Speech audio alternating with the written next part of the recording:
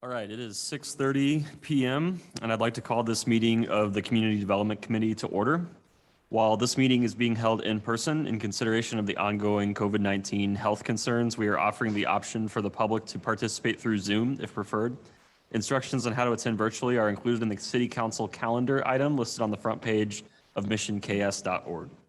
The public is also invited to participate in the meeting. If you are participating through Zoom, please either add your comment in the chat feature and it will be read out loud, or note that you would like to speak and we will call shortly on you to make your comment verbally. Please remember your comments or questions are visible to everyone in the meeting. If you are part of our in-person group tonight, please raise your hand but stay seated and we will call on you to go to the lectern to make your comment. When you make your comment, please state your name and city of residence for the record. Also, please be conscientious of others trying to speak and speak slowly and clearly. This meeting will be recorded and posted on the city's website at missionks.org. Please contact the administration offices at 913-676-8350 with any questions or concerns. Is there any member of the public who would like to speak now? Seeing none, we will proceed to the agenda. Public presentations. We do have one this evening, the MFAC and Mission Summer Camp Season Review from Jenna Dickman and Jenny Smith.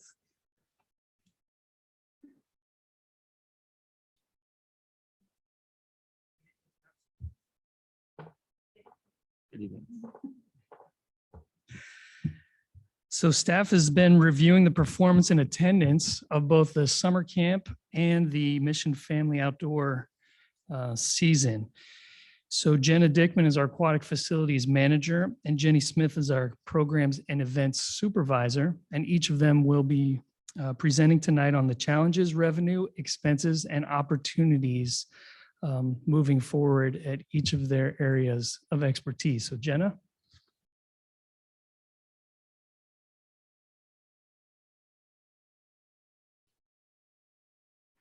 Hello, thank you for allowing me to speak with you guys on Mission Family Aquatic Center this evening.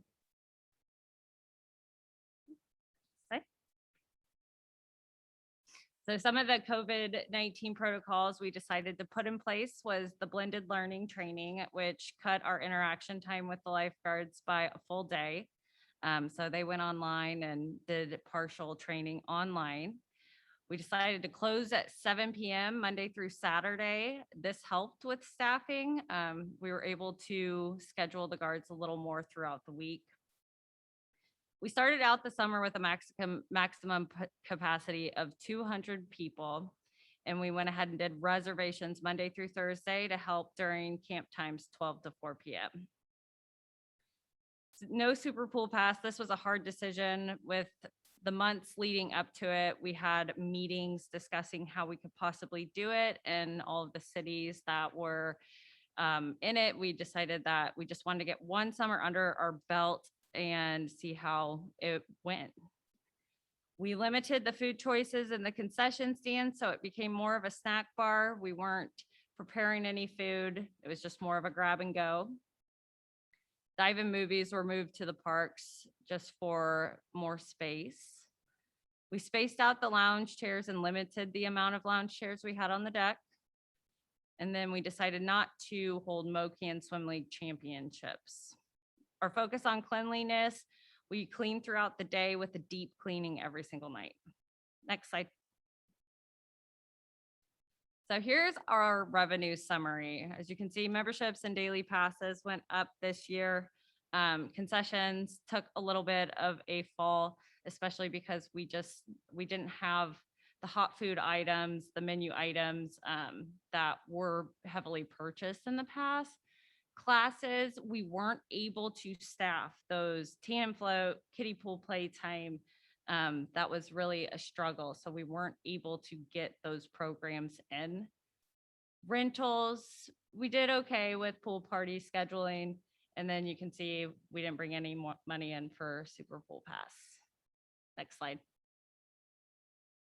Expenses with personnel, we pretty much cut down on overtime altogether. I think we spent about $150 just on overtime this summer. But you can see with that number, we were not fully staffed. Contractuals, between myself and Craig, we tried to figure out more of the things in-house this year, and a lot of the de-winterization, things that needed to happen on the deck was done in-house instead of contracting out. And then we were able to spend less in supplies.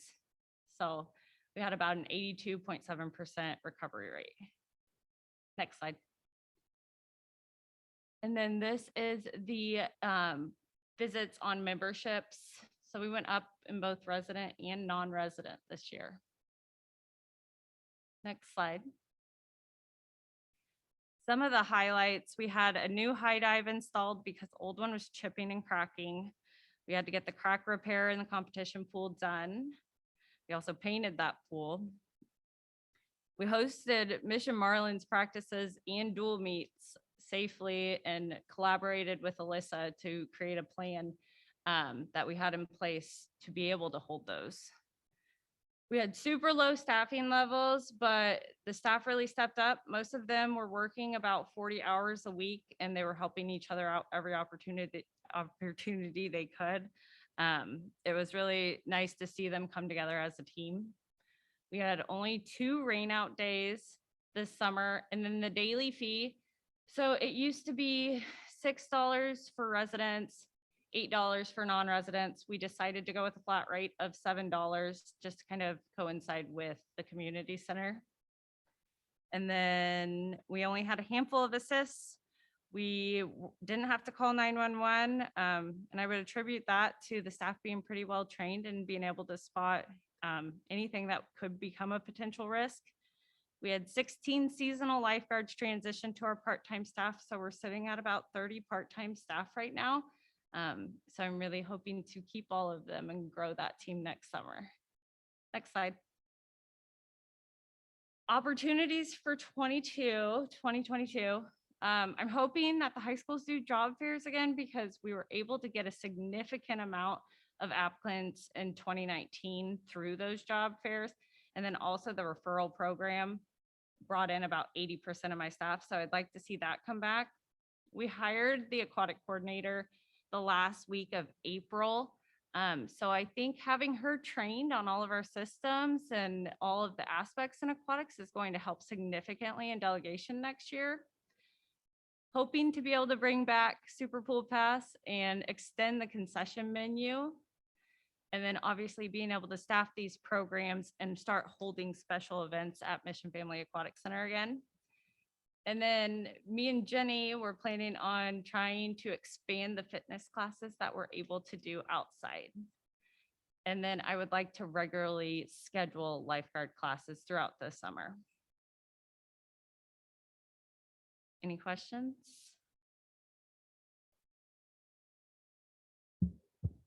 My girls and I spent almost every day at the pool or splash pad this summer. And I just think you guys did such a wonderful job. Thank you so much. Everyone was always working so hard. I could always tell.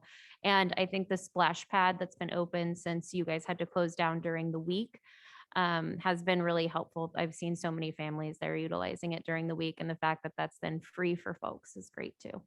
Really appreciate that. Thank you.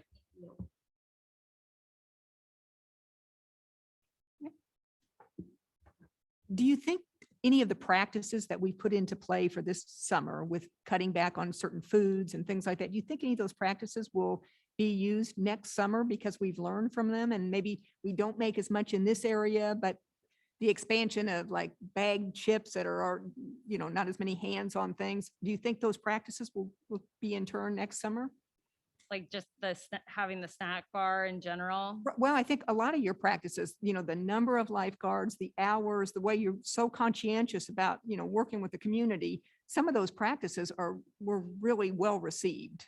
Yeah, no, I mean, I think it definitely helped with the congestion in that area. So it's something to definitely think about for next summer. I would like to see some of those hot food items come back. Pretzels and nachos, people were asking for those all the time, and it was kind of sad to turn them away and say, sorry, we don't have them this year. Okay, thanks. you had said you hoped that we would be able to retain the lifeguards that we acquired this year. Do we have any plans for retention, or is there any incentive that maybe we could even discuss or anything like that, just so that we don't have to play the whole let's get more Yeah. lifeguards game? And I've been working with Penn on that. Definitely, I think bringing back that referral program, it kind of, it drove a fire under all of them trying to get their friends and see who could get the most in those sign-on bonuses. So I think bringing that back and, looking at the pay would be something in the future, just because it seems like we're right in the middle of two cities that are paying a little more. So, when they're just driving distance, it's hard.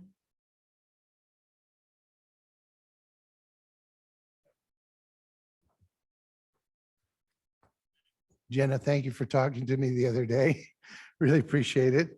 The question I have is the Saturday morning swim, is that a possibility next year? I would love to bring that back, especially for lap swimmers. It really just came down to not being able to have the staff. We had about 40 total this year, and we had 16 to schedule between the indoor and the outdoor every day.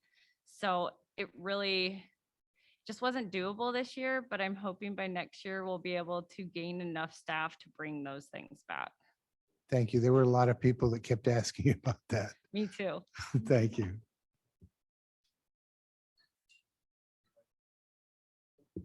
Just one more comment. Thank you. You guys are the eyes and the ears and the face of this city at every community event relative to the pool. And we thank you for what you've done. You've done a great job. Thank you. Thank you for your time.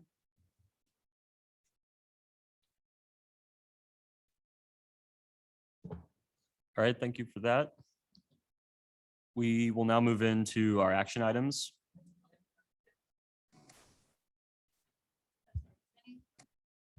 Oh, gotcha. Can you see me and hear me? Yes, awesome. Hello, hi guys, thank you. Thank you for your time this evening. I am not able to see the PowerPoint presentation, and so I have it up on my screen. Oh, Pin got it. Okay, never mind, I see it now. I apologize for not being able to be with you in person this evening, so thank you for allowing me to present via Zoom. I'm very excited to discuss the Mission Summer Camp wrap-up of 2021, so we'll dive right in. So a quick snapshot of our camp. We are licensed with the Kansas Department of Health and Environment. We ran camp this year for 8 weeks and had 20 plus temporary and seasonal staff. This year we did have 769 campers, 132 of which were unique. This year we had a 23% mission residency rate for our campers. And then you see I've got our camp fees listed out there as well. Down below at the bottom of this slide, we have not raised fees in 4 years for our summer camp fees. And we feel that the time is kind of now to do that as we move into 2022. So we did come up with 2 different options that we thought about for increasing fees. Our first option was to simplify the fee structure and just charge all campers a flat rate of $150 per week. Our option B was to keep the discounted rate that we currently offer for mission residents, Powell Community Center members, and mission business employees, but increase both of those prices by actually $6, making it $145 and $155. I ran some numbers on which option would be better financially using our 2021 numbers, and it was a 2% increase in revenue with option 1 and a 4% increase in revenue with option 2. And that really is because 77% of our campers are the non-mission resident rate. So that increase would be substantial. So our recommendation is to go with option B for our camp fee increases, which is increasing at $6 on both sides while still maintaining the discounted rate that we're able to offer to our mission residents. COVID protocols, we discussed at length prior to camp starting and prior to knowing if we were going to run camp, some of the protocols that we could put into place to ensure that we were providing a safe environment for our campers and staff. You'll see here our protocols are all listed out, and we did really good this year. We had no positive COVID cases at camp, and so we're pretty pleased about that. You can look over those protocols there as they're listed. Moving into the revenue, I feel pretty good about where we ended this year with 163% cost recovery. Expenses were a little bit higher than maybe they should have been based on the number of campers that we took, which was 100 per week.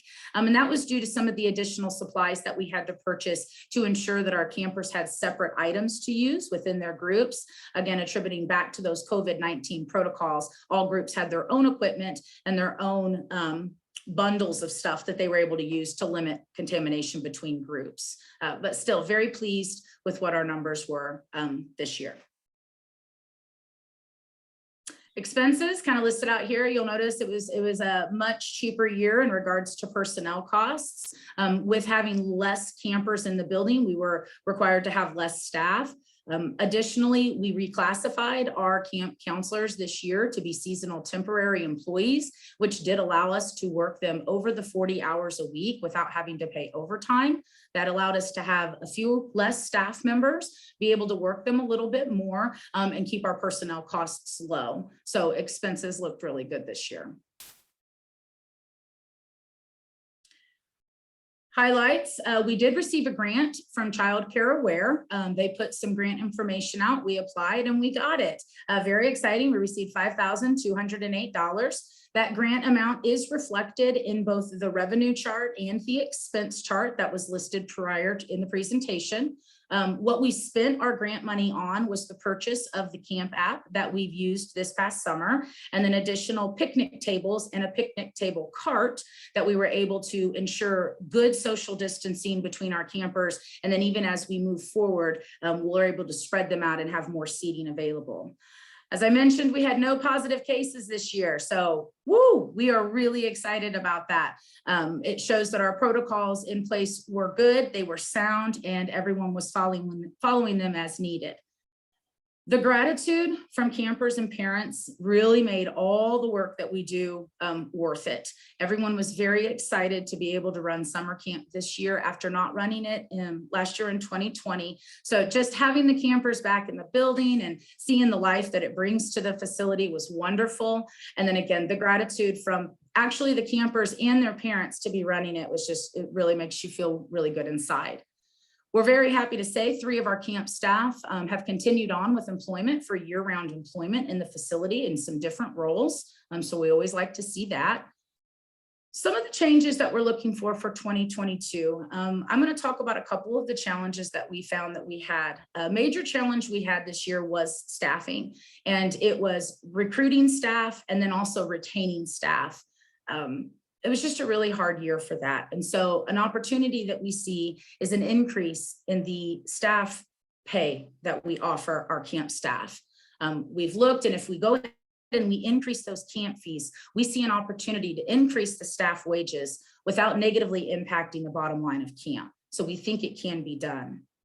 Another opportunity that we're looking forward to is even better communication between our parents, staff, and campers. And that's through the use of the app.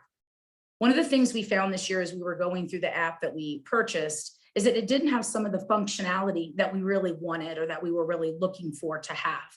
So an opportunity next year is to switch apps. We've done some research and we've looked at some different platforms, and we have found a more robust app that's going to hit all the notes that we want it to, offer a little bit more effective communication, allow parents to check in and out digitally rather than having to come into the building at all. So we're pretty excited about that. And a good thing, it's cheaper than the app that we actually used this year. So that's definitely always a win. So a couple different things that we're looking forward to as we move into 2022. We're glad 2021 is over, but we're excited to start planning and thinking about 2022 as we move forward. I can take anybody that may have any questions now at this point.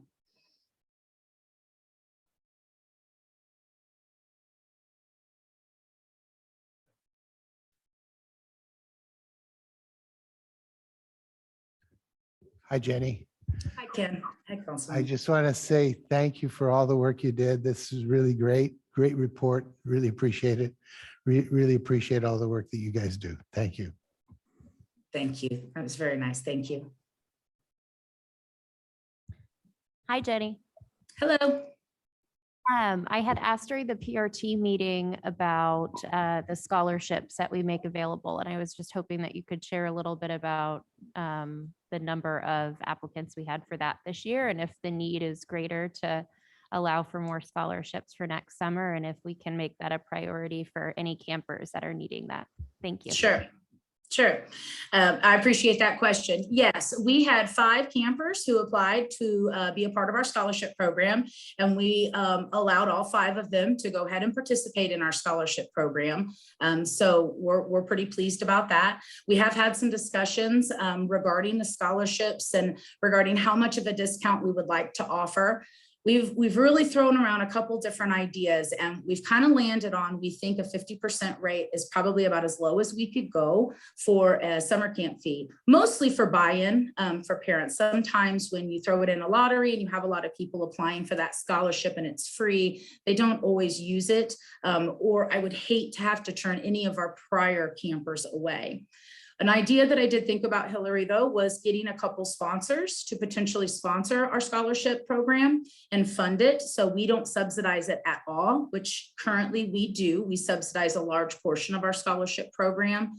And rather than us footing the bill for that, finding a couple different businesses here in Mission who would be interested in sponsoring some kiddos to go to camp, or at least help cut those costs down. We've discussed potentially putting a logo on our shirt to give them some advertisement. And again, covering those costs that those scholarship opportunities can provide. So we were able to offer scholarships to all the campers who requested or who submitted an application for it. We do have an application process that they turning in all their financial documents. And like I said, we typically approve most of them that come through. Thank you, Jenny. Those all sound like great ideas. Great. Thank you.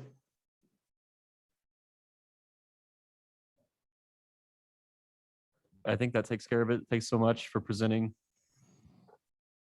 Yes, go ahead, Ben. If you don't mind, I'd just like to wrap up that Jenny and Jenna are an amazing part of our team. And there was a high level of anxiety at the beginning of the summer season.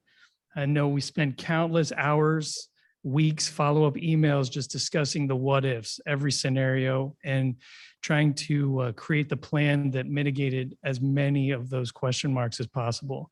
And I mean, kudos to Jenna. This is her first summer managing both pools simultaneously, and she did it like a champ.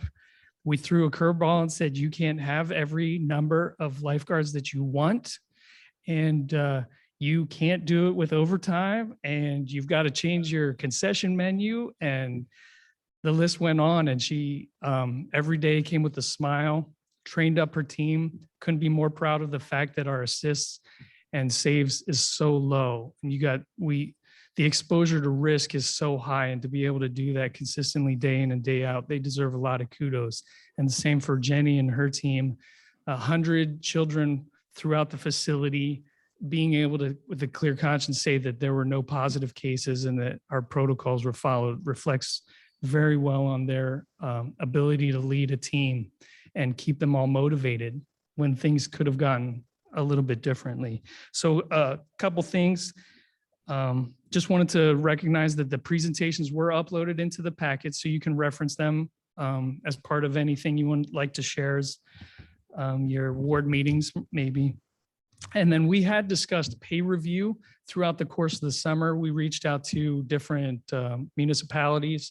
Obviously, a lot of upward pressure from local businesses, Walmart, Target, any number of Starbucks they're all creeping up the entire summer long. And so we saw a fair amount of attrition just with people saying, I'm going to take that $2 an hour raise and maybe not put myself at risk for a drowning. And thanks for the opportunity. And so we'll come with a recommendation a little bit later, but we have discussed internally, Jenny mentioned it, adjusting fees could make it a net zero impact on our budget for her team. And then on the lifeguard side, we just realized there's a whole bunch of risk exposure and we need to just be able to fund a healthy team and be able to match the market rate so that we're not scrambling at the end of the summer. So any questions there? Thanks, team. Great work.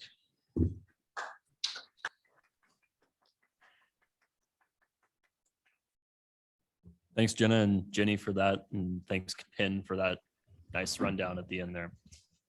Moving on to our action items. The first action item is the acceptance of the meeting minutes tonight from Audrey McClanahan. Thank you. Yes, these are the August 4th, 2021 Community Development Committee minutes for your review, please. Recommend acceptance. All right, we're going to go with that consent. All right, next one is PIN again. The next item is tree maintenance services. If you'd like to give an update on that.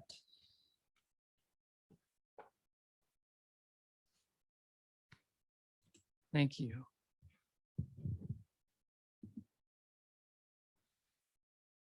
So in early 2021, we reached out to some local arborists to bid on tree pruning, selective removal of some of our disease damaged, dead or structurally unsound trees.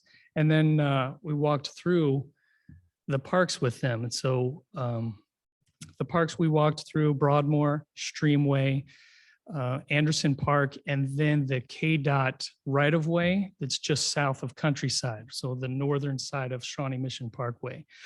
And they bid on the following scope of work: pruning all trees within park boundaries, raising the canopies above trails and grass areas to 8 to 10 feet, raising the canopies above parking lots and roadways to 12 to 14 feet, eliminating dead wood, removing dangerous branches, hauling away, disposing, and then just cleaning out just general buildup of overgrowth.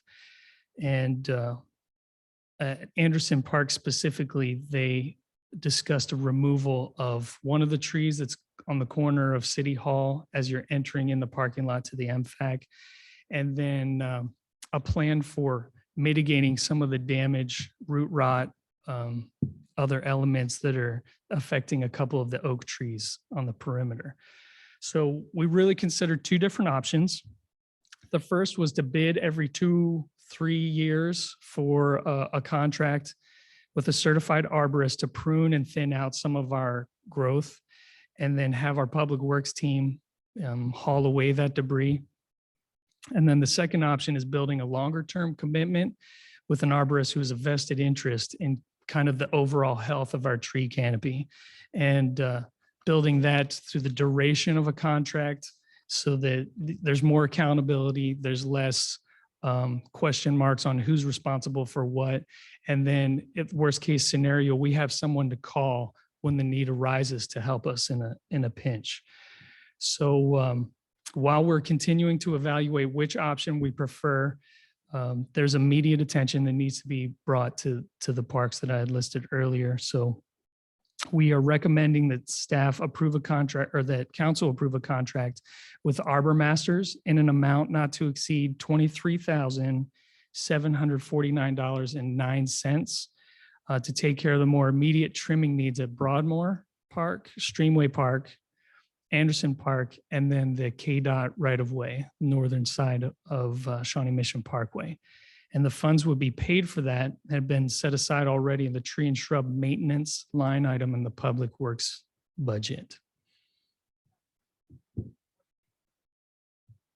Absolutely. So during Officer Fleer's going away party, Arbor Masters came on site and were actually able to give us some updated information regarding the health of 3 trees specifically in Anderson Park. So they're proposing, rather than just removing all 3 trees because of the stress that's on them, since they are so mature and provide so much shade, that there is a plan to fertilize, to inject some pesticides, and really bolster the opportunity for the roots to grow and expand rather than the foliage up above. And so he's proposed a couple options that push that 23,000 north by $750. And so we always have the opportunity to say, and this is a tiered proposal. So he says the first month he wants to come in, put a root growth a growth inhibitor on the foliage above, so that all of the energy from the tree will be spent in expanding the root structure, which really helps the tree to overcome some of the stresses of heat. In the case of the one just by the new sign, we put in that ADA compliant walkway, and apparently that construction damage caused some root traumas that are now coming out. So some of this is tiered. We can scale that back, obviously, but we recommend following their guidance and injecting some phosphorus, nitrogen, and potassium into the trees to give them a fighting shot at recovering. Yeah, I had a question, especially if we end up going longer term with the ongoing arborist option. If you have given thought to using the same group to look at expanding and diversifying our tree canopy, because I know that was a high up on the direction finder and has been discussed as a council priority as well, or would that be sort of a separate project? So planting different kinds of species of trees? Yeah, and just more trees generally as well. And if Yeah. they'd advise on, what to plant where, et cetera. So I'm always looking to educate myself, right? And every time I had the opportunity to walk through with an arborist, I'd kind of pick their brain on what they would recommend. Is this space warrant, planting 1 or 2 trees? A lot of them come with specific arborist training, less focus and emphasis on landscape, which I believe we would get the most expertise probably from some of the landscape architect firms that we work with. And so some of them, more than happy to share, yeah, you could probably squeeze another tree in. I never got the feeling that they were all that confident in it. So I would imagine that's a separate process.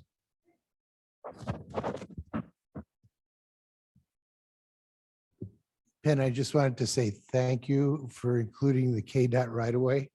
I know that that's been my pet issue, and I really appreciate staff's inclusion of that in the process. So thank you. You're welcome. You're welcome. We realize that it's pretty visually, it's a pretty visual point in the city, right? A lot of traffic goes by that corridor. So we definitely want to make the opportunity to improve it. Yeah, and KDOT will remove any of the dead trees, but they don't do anything with the live ones. And so we've ended up with a lot of, scrap trees growing inside the evergreens there. And so the Homes Association has spent a considerable amount of money to try to remove some of that in the past. So we really appreciate the help. You bet. Our pleasure. Any recommendations for this item? Yeah, I recommend that we take it to council and put it on consent. Consent. Everyone got that? Okay. All right, Penn, you want to just go on into the next item, talking about the filter replacement at the community center? Yes, thank you. Sure. So the indoor pool filter at the Powell Community Center was originally installed in 1999, and it was so original that the entire facility was built around it. So that becomes important a little bit later on in the discussion. But essentially, every piece of this pool filter has been replaced at least one time, in many cases, multiple times. That's seals, sand, junctions, all kinds of pieces. But it's become apparent that the external housing, the actual outer filter that encases everything, is deteriorating, and because of oxidation, it's just rusting out from the bottom. So the life expectancy of pool filters is generally around 10 years. We've gotten our money's worth from this external housing in particular. It looks like it's circa 1945, but it was well built. Continued chemical use, exposure to temperature changes, natural wear and tear needs replaced. So In addition to all of those elements, we just can't find parts for it anymore. So we reached out to CTS Group, which, as you may recall, is our Facility Conservation Improvement Program engineers. And in conjunction with their expertise and commercial aquatic services, which does a lot of our pool and plumbing fixes, they determined that the best course of action was to replace with 2 smaller filters that could fit through the doorway, and replace those prior to doing any of the other FCIP related improvements. So luckily for us, Commercial Aquatic Services is the regional distributor, and they can procure 2 4-foot wide indoor pool filters. And coming back to the fact that this one monstrous pool filter the building was built around, part of the cost of this replacement is going to be demolishing the current filter. It's made of stainless steel, in air quotes, because it is oxidizing, and needs to be cut in pieces, needs to be extracted, all of that taken out. That's going to be pretty labor intensive. So that, in conjunction with the 2 additional pool filters, is where we get the total cost. So this new filter system is really nice because it's the same design as what's out at the Mission Family Aquatic Center. So when we're training our internal team, a lot of that cross training will be seamless from one facility to the next. That'll eliminate a lot of confusion, create some efficiencies, and obviously reduce any maintenance long-term confusion. So staff is recommending the approval of a contract with Commercial Aquatic Services for pool filter replacement, an amount not to exceed $31,552.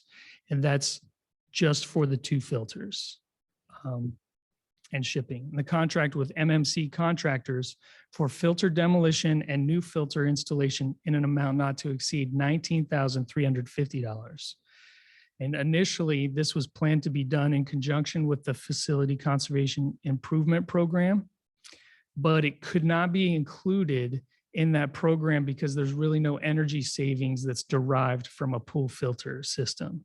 So it's recommended that we finance part of that project along with the FCIP program, and that'll free up some Parks and Recreation sales tax dollars for other projects. Any questions? Could you just clarify for me the difference between a pool filter replacement and a new filter installation? So pool filter replacement is taking one filter and then putting another one in its place. The difference between installation is that now we're really plumbing it for the new system that's going into place. So these new filters have to tie in a way where all of the other changes with the dehumidifying system need to be plumbed in initially, so that when we do that project later on, it can just tie in seamlessly.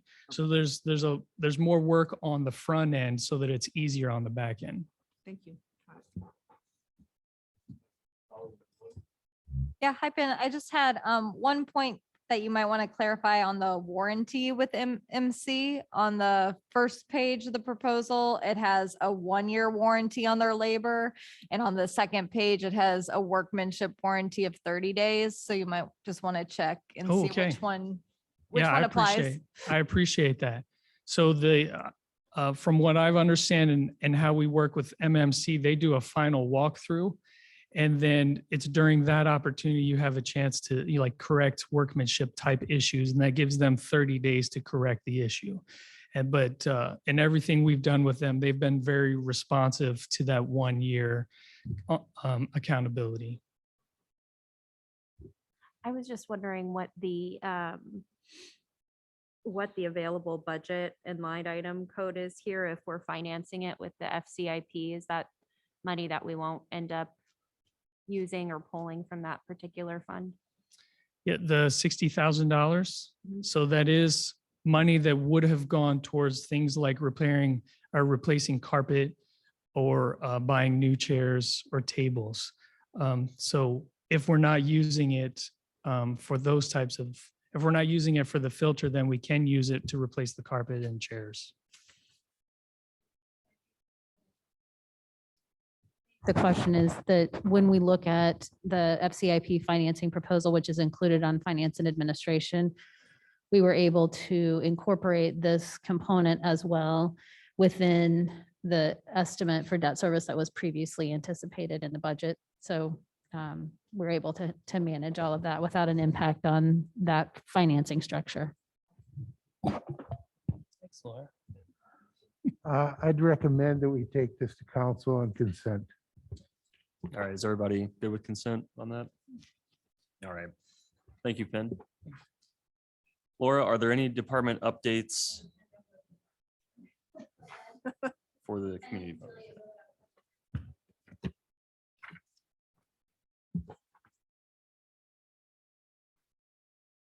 My legs are cramping. Just kidding.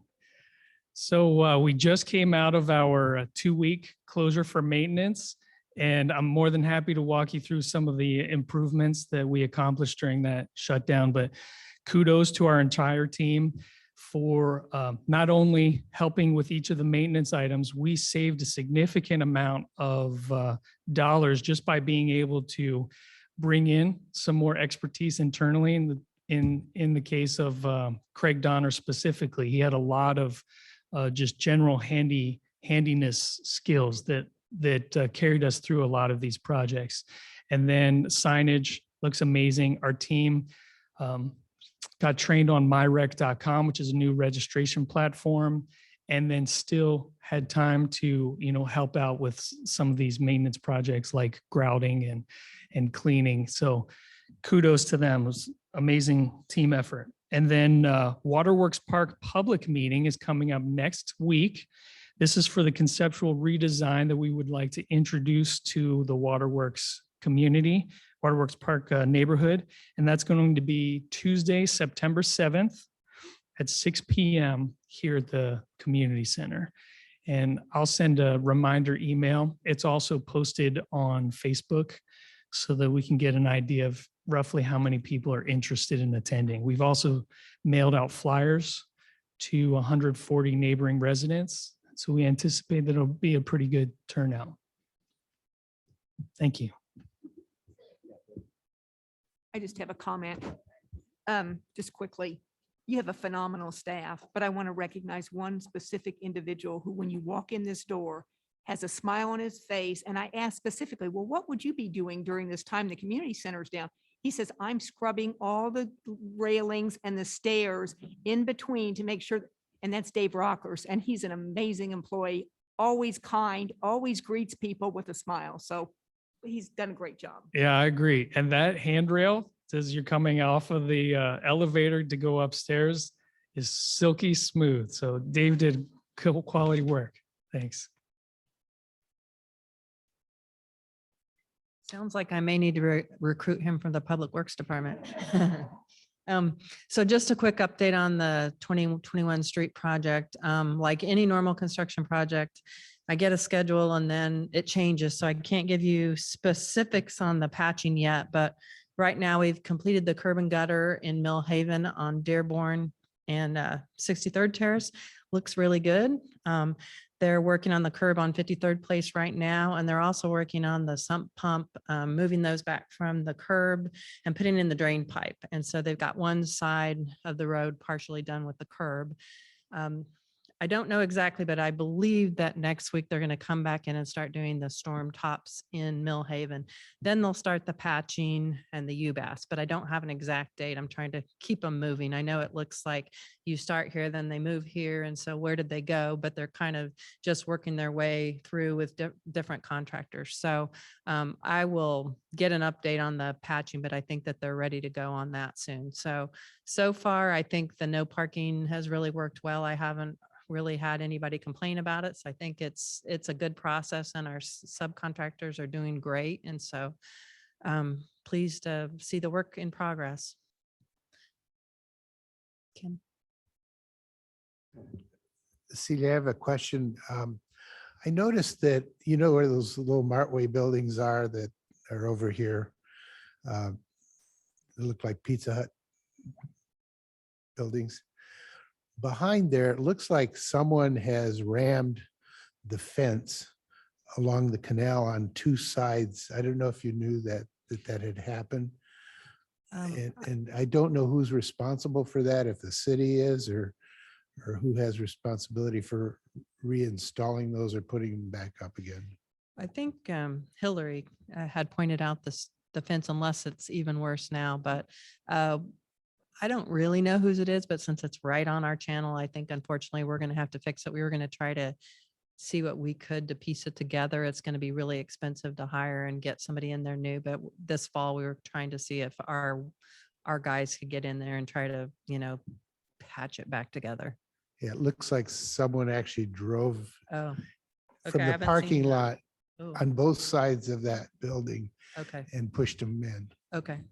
Then that's even worse than I had noticed. So I'll go take a look at that. We may have to speed up that work then. Those of us that go to the pool, we can see it. Yeah. Okay.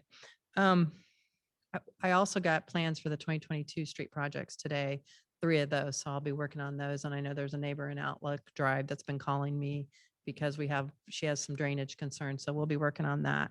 I just wanted to also update you on the Water One project. Supposedly tomorrow they're milling and paving 51st Street, and then they plan to open it up on Friday late. Now it's supposed to rain on Friday, so it may be delayed, but they're getting really close and they're getting ready to go up the hill right now. So they should be off 51st and out of the right of way. Thank you.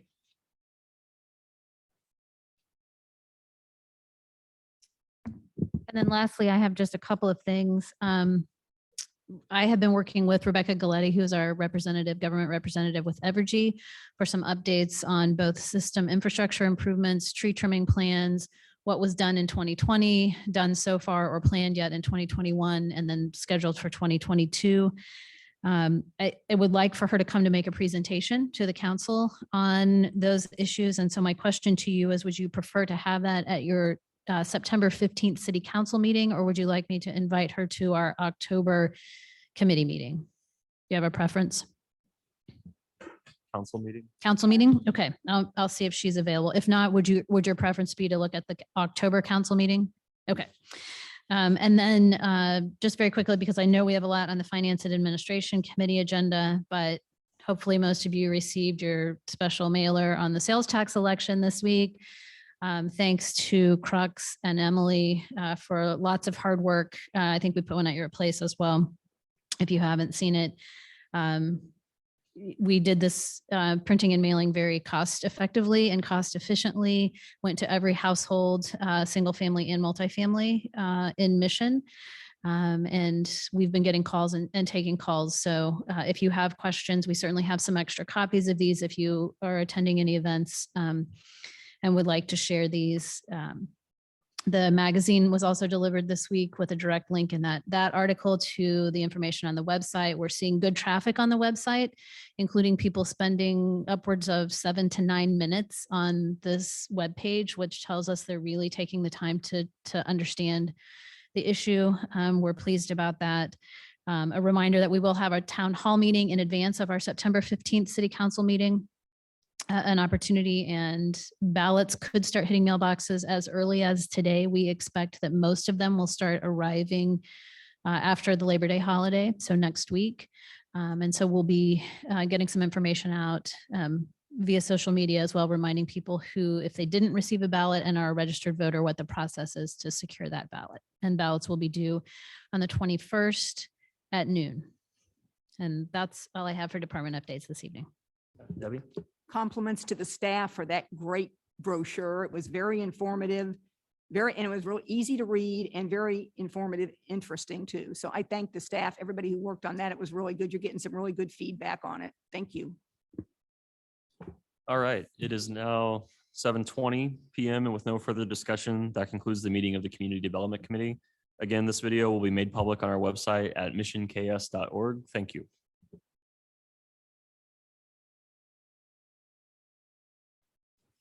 We're going to start the finance meeting in just a moment. If anybody needs to get a drink of water or anything, feel free to take the next couple minutes and do that.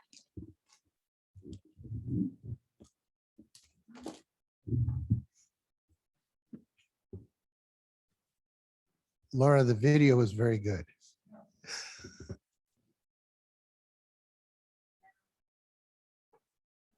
going to last all night.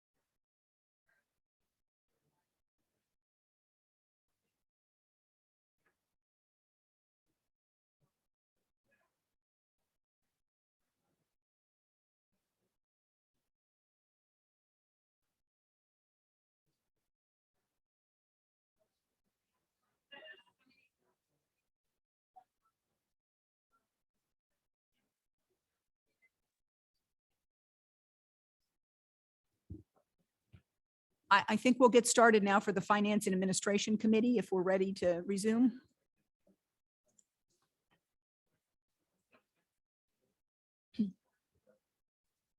Okay, it's now 7:26, and I'd like to call this meeting of the Finance Administration Committee to order. This meeting is being held in person, but in consideration of the ongoing COVID-19 health concerns, we are offering the option for the public to participate through Zoom if preferred. Instructions on how to attend virtually are included in the City Council calendar item listed on the front page of missionks.org. The public is also invited to participate in the meeting. If you are participating through Zoom, please either add your comment in the chat feature and it will be read out loud, or note that you would like to speak and we will call on you shortly to make your comment verbally. Please remember your comments or questions are visible to everyone in the meeting. If you are part of our in-person group tonight, please raise your hand, but stay seated and we will call on you to go to the lectern to make your comment. When you make your comment, please state your name and city of residence for the record. Also, be conscientious of others trying to speak and speak slowly and clearly. This meeting will be recorded and posted on the city's website at missionks.org. please contact the administration offices at 913-676-8350 with any questions or concerns. Is there any member of the public who would like to comment now? Seeing none, we'll move to our public hearings. I do want to mention, we're going to switch a couple of the items around because we have some visitors from outside. So I will go ahead and do the public presentation, and then we'll move directly to items 7 and 8 and then come back.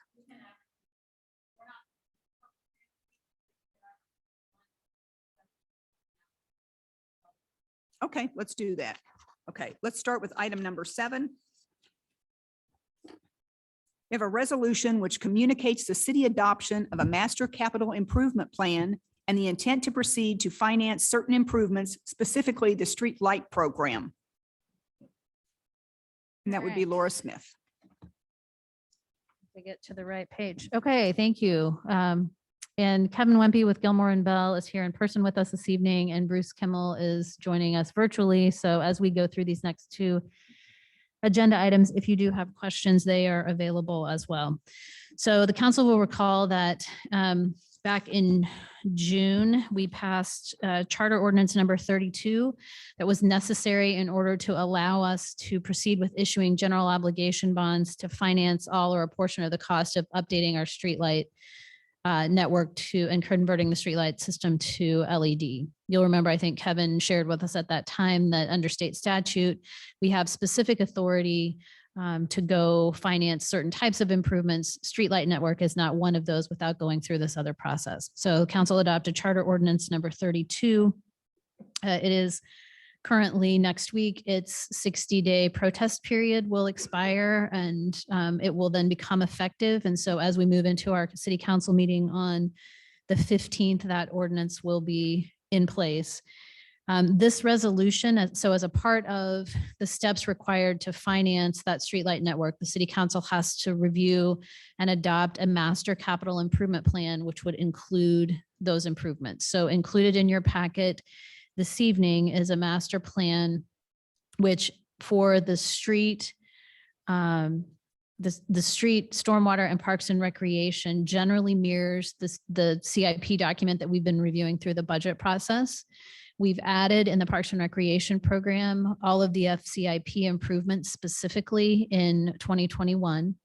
We've added a public facilities component to that CIP, which includes the FCIP improvements at the Public Works and City Hall facilities and the streetlight program, which is really what this resolution is focused on. And the resolution outlines a maximum cost of $422,000 to convert our entire streetlight network upwards of 800 streetlights to LED. So be happy, any of us, to answer any questions on this resolution.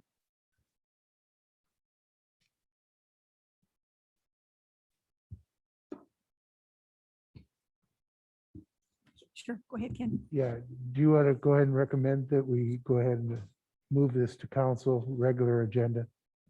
Okay.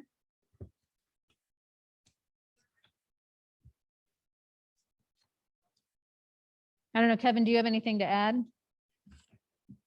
Okay. Okay, so we've heard a recommendation that would be on the consent agenda, correct? Probably regular. Yeah, not consent, agenda. regular agenda, I think when. Regular agenda item. Okay. Is everybody in agreement? Great. Mhm. So we can move on to item number 8, which is a resolution authorizing the sale of general obligation bonds, series 2021A via the FCIP improvements. Rounding out the items for the FCIP improvements is a resolution authorizing the sale of general obligation bonds, series 2021A. Laura Smith. Thank you. So you'll remember, I don't remember which month, I think it was in June, we authorized the contract with the CTS group to proceed with the FCIP improvements, and then indicated our preference to move forward to finance those using bond financing. So what you have in your packet this evening and for consideration at your September 15th city council meeting is what we often refer to as the set sale resolution. So this is an instrument that telegraphs both to the public and to the bond market that we anticipate having this issue coming forward at a later date. And it allows your bond counsel, your financial advisor, and staff to proceed with preparing the official statement, to participate in the bond rating call on this issue, and take all of those sort of technical steps leading up to the formal sale and issuance of those bonds. So that's the resolution that is included in your packet, and it does include references in the project descriptions, public building improvements that were incorporated in Resolution 1081 that you passed earlier this summer. That includes all of the other facility improvements, but for the streetlight system.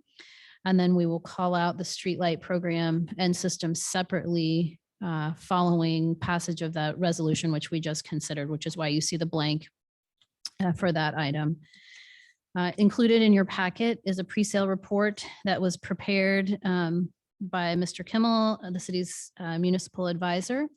And I might, as I mentioned before, we were looking at incorporating that pool filter along with the other improvements, basically within the same debt service structure and debt service schedule that we had prior. So I might ask Mr. Kimmel if he's on, and we can bring him up on the screen to just quickly walk us through the pre-sale report, which does include on page 4 an anticipated schedule for the remaining steps in the debt issuance process.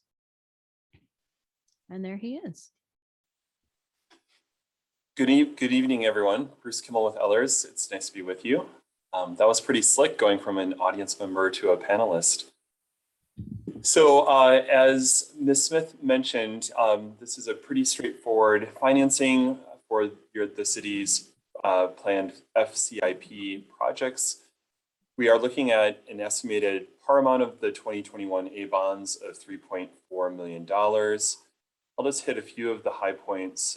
You've seen this type of report before, and I would just note that as you're well aware, debt service on this financing will be paid from property taxes and other general revenues, although you fully expect that energy savings will pay a significant portion of the actual debt service. So you're pledging your general revenues, but you'll be essentially paying a large share of this debt service with future energy savings from these conservation measures.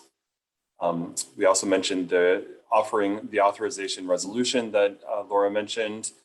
The term of the bonds will be for about 15 years. So you'll have debt service due in 2022 through 2036. And the bonds will be prepayable as of 2029.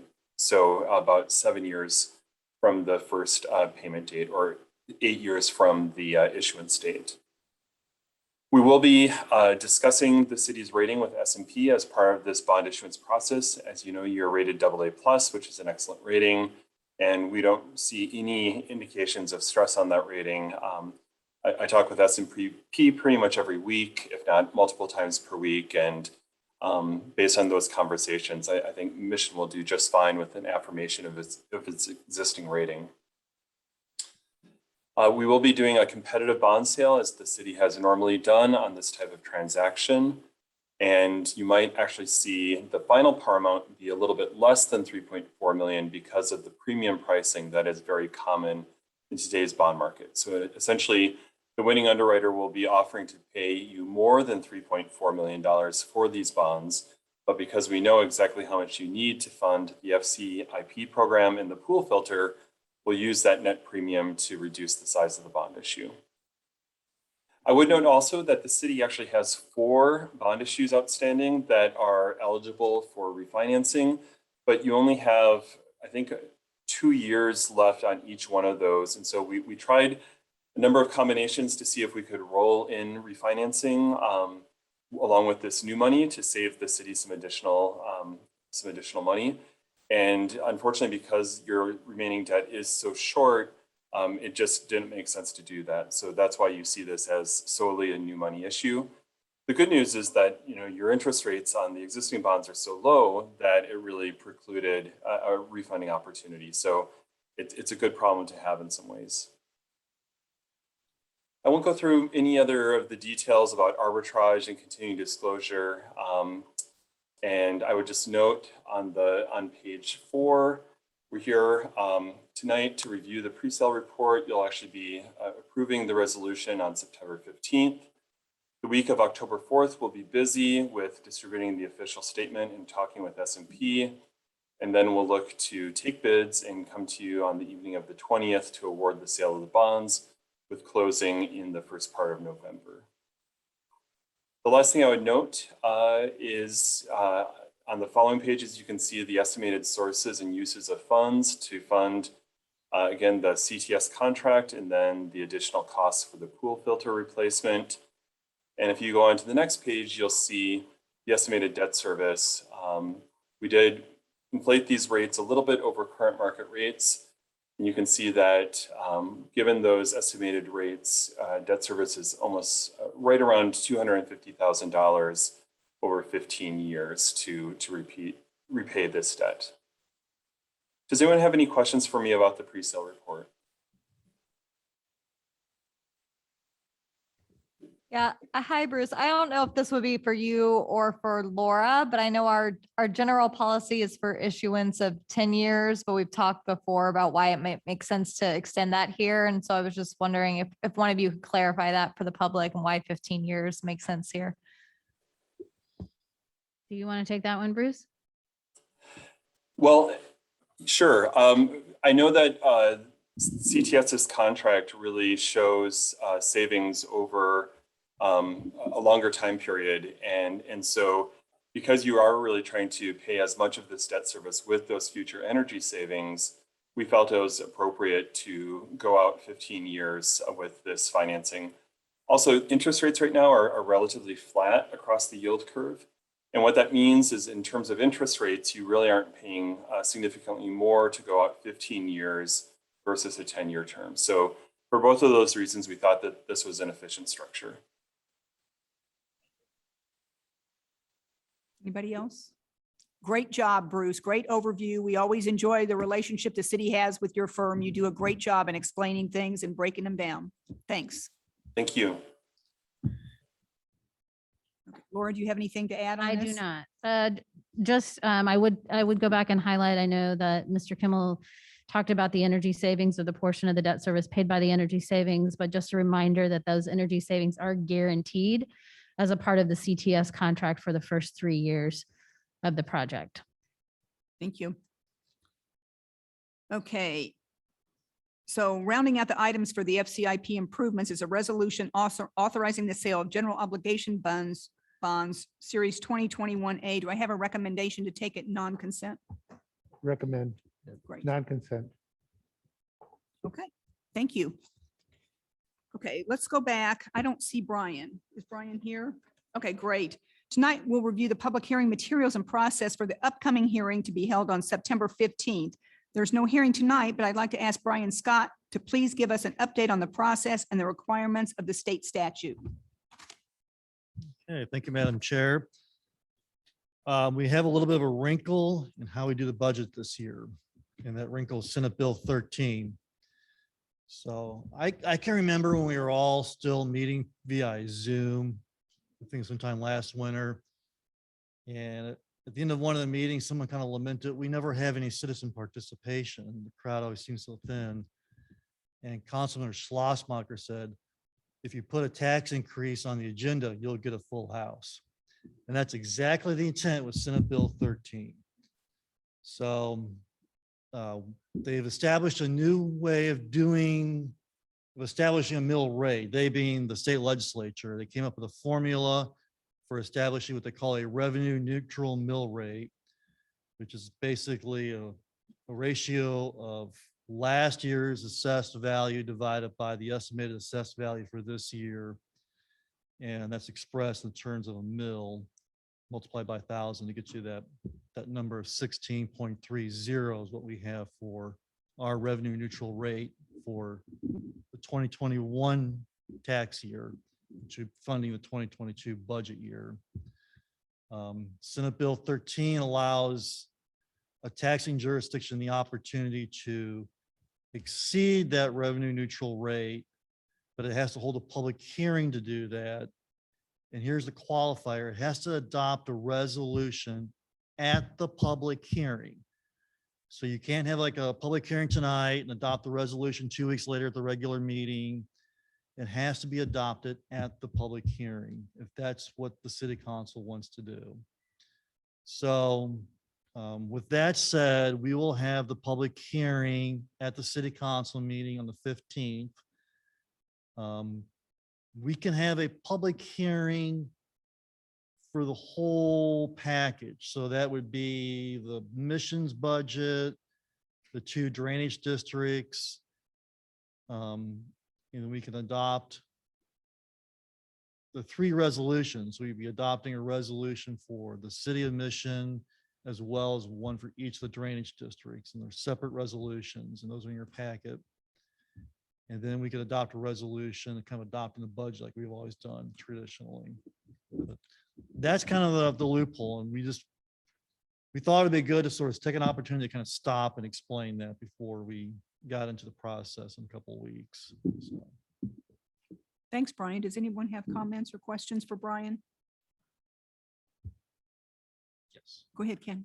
Are you asking for direction or are you? No, gonna this is co- all informational item only. Okay, Yeah, and then Laura's going to get into the budget here in a little bit. So, okay, thank you. Thanks, Brian. okay, thank you. Okay, we're going to go to the next item, which is the acceptance of the August 4th, 2021 Finance and Administration Committee minutes. Audrey McClanahan. Thank you. These are the Finance and Administration Committee minutes from the August 4th, 2021 meeting for your consideration, please. Do I have a motion to accept? Recommended acceptance. Thank you. Any Thank you. comments or questions? Great. Okay, next, we're going to move into the 2021 Classification and Compensation System recommendations. Several items will be presented by our City Administrator, Laura Smith. And Laura, can you please address your first item, the 2021 Classification and Compensation System recommendations and the corresponding resolution? Yes, thank you. And thank you for the opportunity. I do have a brief presentation that was uploaded in the packet, so you should have it. We've also got it here this evening. But before we get into the budget overall, I wanted to take, because we've had a lot of conversations over the last several months about the recommendations surrounding updates to our classification and compensation system. So I thought it was important to call those out separately and be able to make sure that we have, as we have in the past, separate council action related to that. So first slide, please. Just a kind of a reminder, why do we have, why our classification and compensation system is important? Number one, as we all know, personnel is our largest expense in our budget every year, and we rely heavily on our employees to have success in delivering the programs and services that we provide to our residents and businesses. It also requires strategy and planning with an expense of that size, over 65% of the 2022 general fund budget, to make sure that we take an organized and consistent approach to that process. Next slide, please. So what does a structured compensation plan do for us? It helps us to attract qualified candidates. We can clearly communicate expectations for people who are looking at us as a potential employer. It helps us retain high-performing employees. It potentially reduces our employee turnover. It provides a clear or clearer avenue for employee growth and development. People have the opportunity to see opportunities for promotion or growth within their own individual salary range. And it provides a consistent method for us to evaluate both the internal and external or market equity questions. Next slide, please. So very quickly, leading up to 2017, back in the early 2000s, the city did not have a structured classification and compensation plan. There was no consistency in grades or ranges. There was no consistency in job descriptions. A consultant was hired in 2005 that evaluated all of that. Those recommendations were put in place. And then we moved salary grades consistent with CPI, both up and down, for a number of years. But we weren't doing anything to move employees. So if an employee fell below the minimum of a new range, then they were moved to that minimum, but they were not sort of spread out within the range based on their tenure in that particular position. Additionally, that structure that was put in place in 2005 was sort of slowed because of salary freezes that were in place from 2009 to 2012 for all of our employees. We tried our best to catch those up and make up for some of that gap in 2012 when we brought back merit increases, but obviously we had some ground to make up. So as we started to move into a period where the city financially could really begin to address some of that again. And we were also looking at changes in the market and with our competitors, particularly in a number of areas, including law enforcement. And so we decided it was time to look at another comprehensive study. Ideally, you should be doing a look or taking that look at your compensation structure every 3 to 5 years. So obviously from 2005 to 2017, it'd been a while. So the council authorized a study in a contract with the Austin Peters Group for a comprehensive study that again looked at all of our salary grades, compared us to the market, and did a complete rewrite of all of our position and job descriptions within the city. When we went through that process in 2017, we found that we were competing in terms of our salary structure at just below 40% of the market. And so we had conversations about what is the compensation philosophy or approach that the city council would like to have for its employees. And ultimately, at that time, a compensation philosophy was adopted that we would like to compete at 60% of the market. So basically what that means is there are 6 employers who pay less than we do and 4 employers who potentially pay more than we do. In order to get to that 60% target, we needed to consider both range and those compression adjustments in order to get employees appropriately placed. And so in late 2017, we made approximately $187,000 worth of adjustments to implement the full recommended market adjustment that was included in the Austin Peters Group's 2017 study. Next slide, please.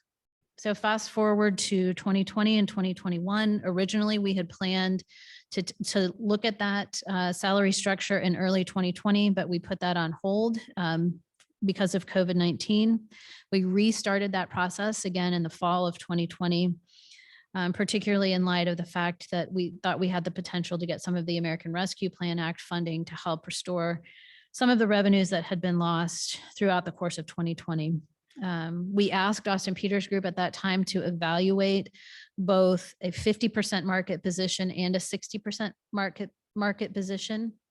You may recall we brought that back to you, I believe, in March of this year, and had conversations. And we had some questions about why would we change from the philosophy that was adopted, and that was strictly driven by financial considerations at the time. Ultimately, in March, the council's consensus was that we wanted to do everything we could to try to stay at that 60% of the market. And so we continued to look at recommendations to get us there. At that time, we also presented to you all a number of recommendations around specific position reclassifications and a restructuring of the rank structure within the police department based on Chief Madden, who was appointed in February. His recommendations with a long-term vision for the department.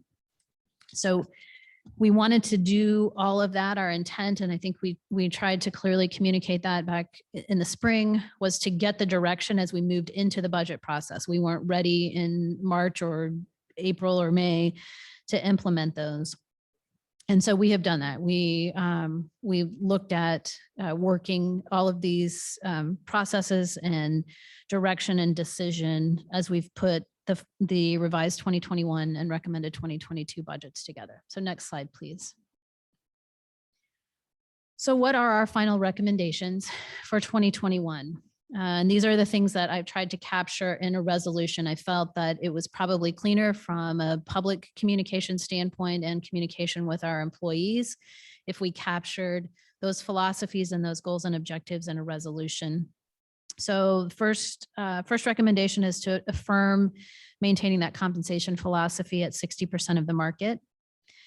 Second recommendation is to adopt new salary ranges reflective of that desired market position. And our recommendation for 2021 is slightly different than 2017. We're recommending one structure for essentially all non-commissioned staff throughout the organization. and a separate police department step plan for our commission personnel only. This was another recommendation that the chief worked months and months and months to put together in an effort to address what he perceived to be some real challenges within the department. Not only to address market concerns, but also to help more clearly communicate to current and potential future employees, again, what that tenure and track in our organization and what they might be able to expect. I will tell you that we also, once he developed that step plan, we sat down and went through with a fine tooth comb that step plan, the step plan recommendations compared to the Austin Peters Group market recommendations, and they're essentially similar. So the chief feels that this structure is something that will benefit him in his communication with his staff. So the goal then would be to transition our commission police personnel into that new step plan. Originally, when we brought forward a recommendation early in the budget process of about $150,000, we didn't think that was not based on a full funding of Austin Peters Group recommendation. So that was sort of consistent with 2017. We didn't think as we went through the process that we might have the money to do the full market push in 1 year and that we might need to look at a phased approach.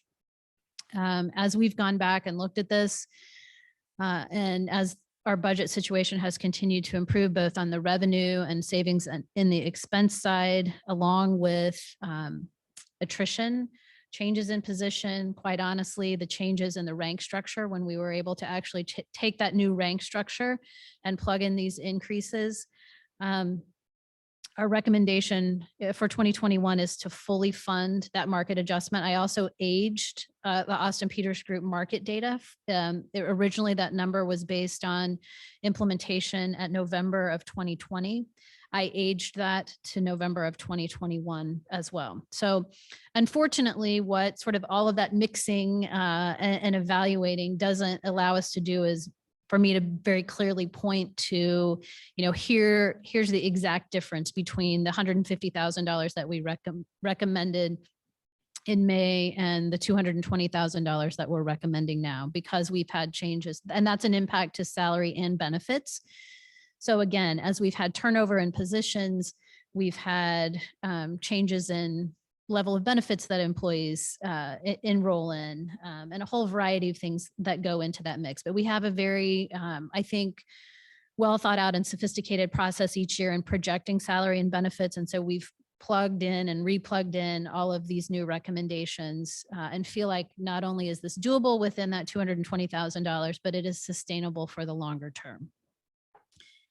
What that does, and in 2017, I think it's important to note that although we tried to do, and for most employees, we did the full market push, at that time, we also capped for financial reasons, the total merit or the total increase available to any particular employee at 10%. And that was a combination of market adjustment and a merit increase in that particular year.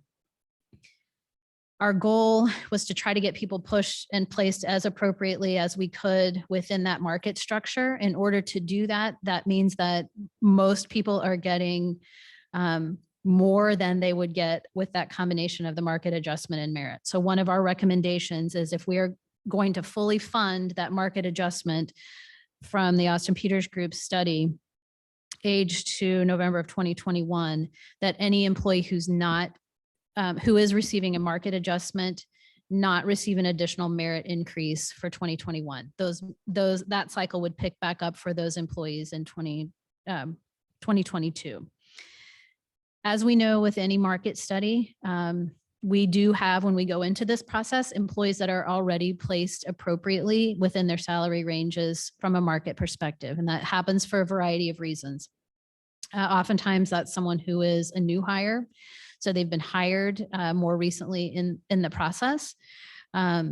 It's often reflective of the labor market and the applicant pool that might be available to us. So sometimes it's more difficult to recruit for a variety of different positions. And so we are paying more on the front end and someone is placed higher in that salary range. So we do have a number of employees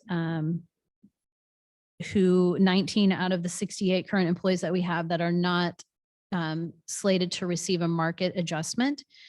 but they would be eligible for a merit increase. So there are also benefits in addition to the merit increase for those employees, particularly a number of those employees are also employees who are topped out in our current range structure. And so they do not have any opportunity for salary growth. They get a lump sum payment as part of the annual merit process. And so this gives them continued growth opportunities within our organization.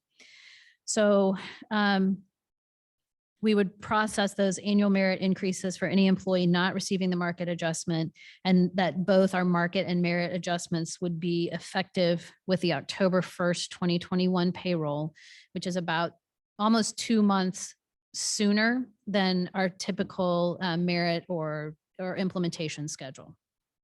Next slide, please. Many of these I've already touched on, but the recommendations that are before you this evening provide market adjustments for 48 of our 67 employees. I'm sorry, I think I just said 68, which is roughly about 72% of our current full-time employee population. Again, then all other employees get their annual merit increase. So everybody benefits from that sooner.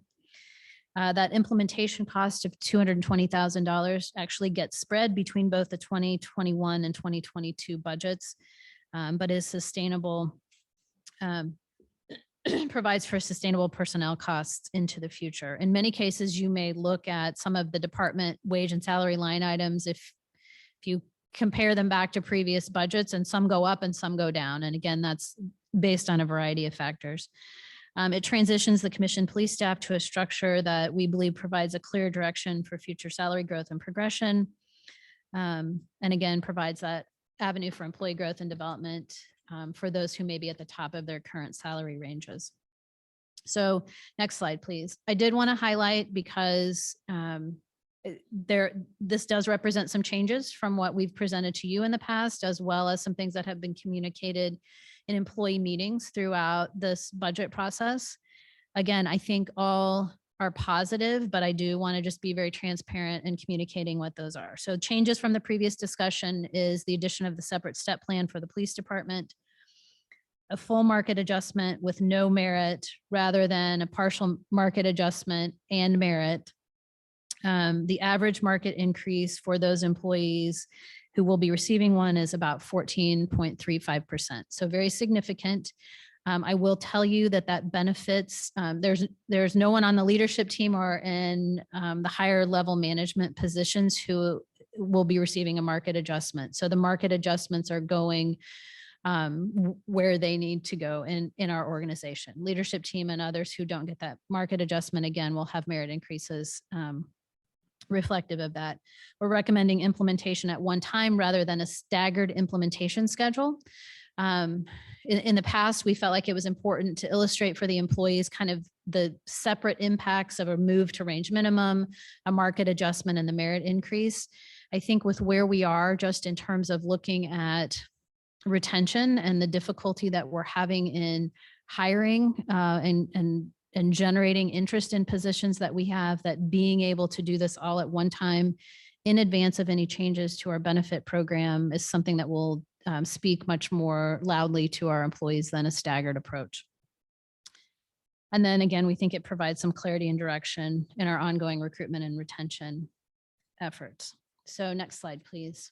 And I won't spend a lot of time on this, but again, the police department changes in benefits, fully implements the new rank structure, which you've seen before, and it will be included on the next slide, but it aligns the responsibilities for each rank.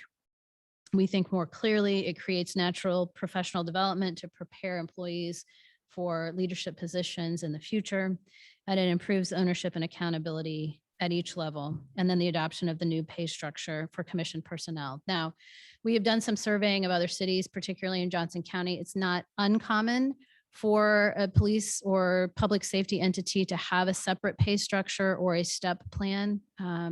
It is currently in Johnson County, the cities of Overland Park and Olathe are the ones who have a formal step plan.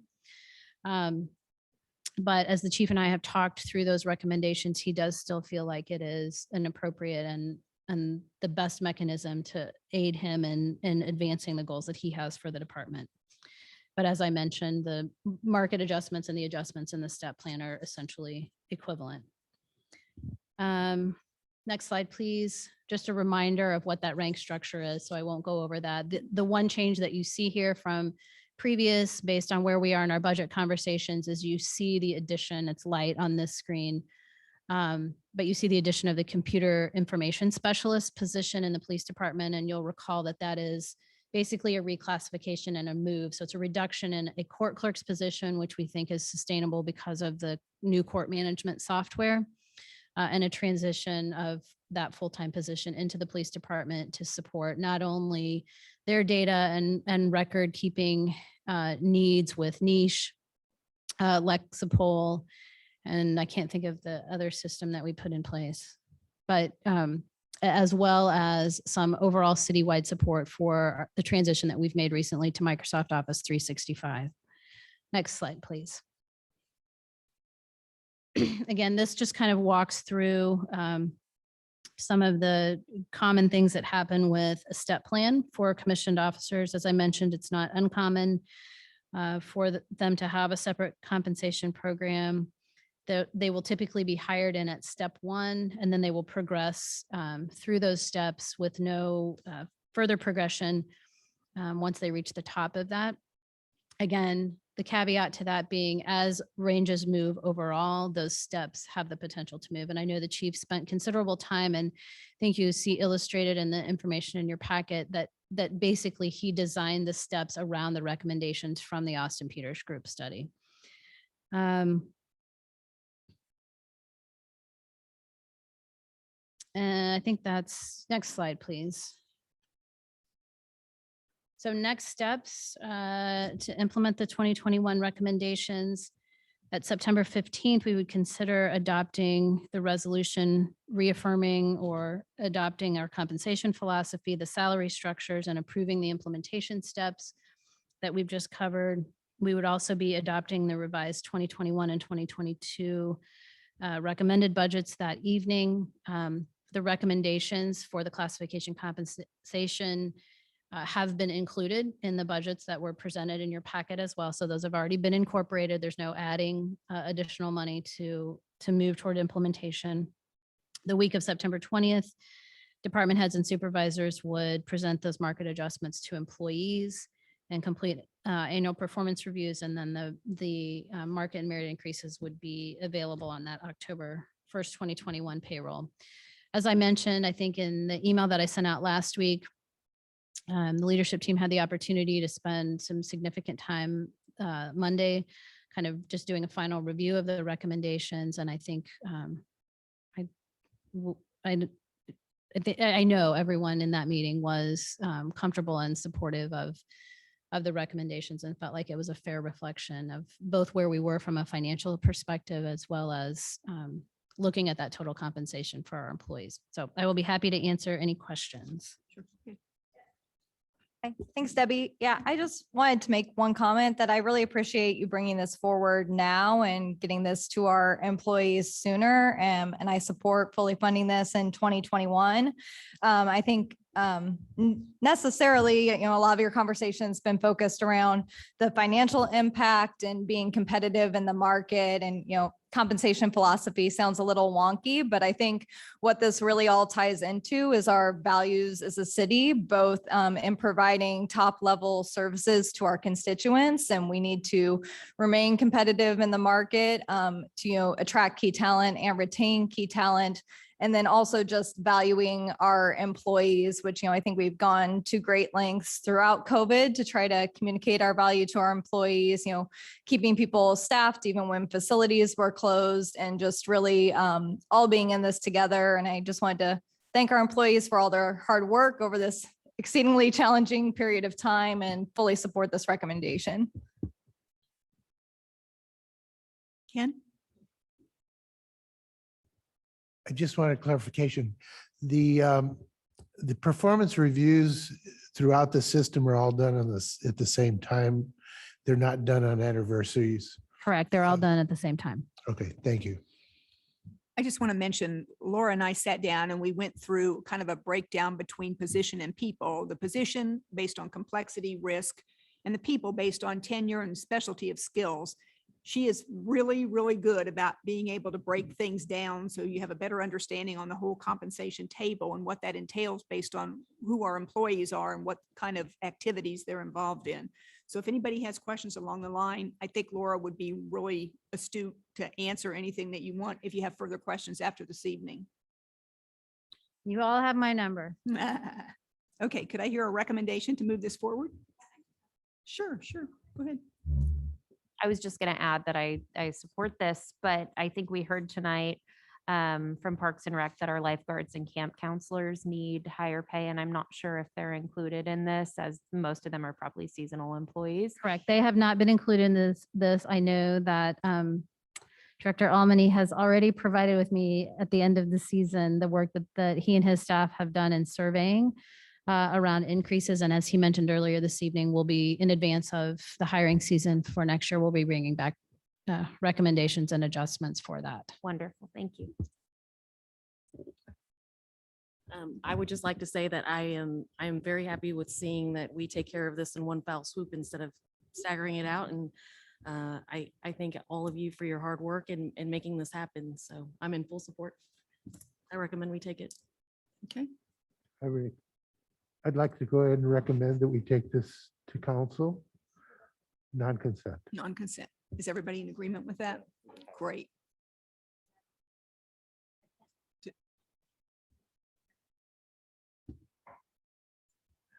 Okay. All right.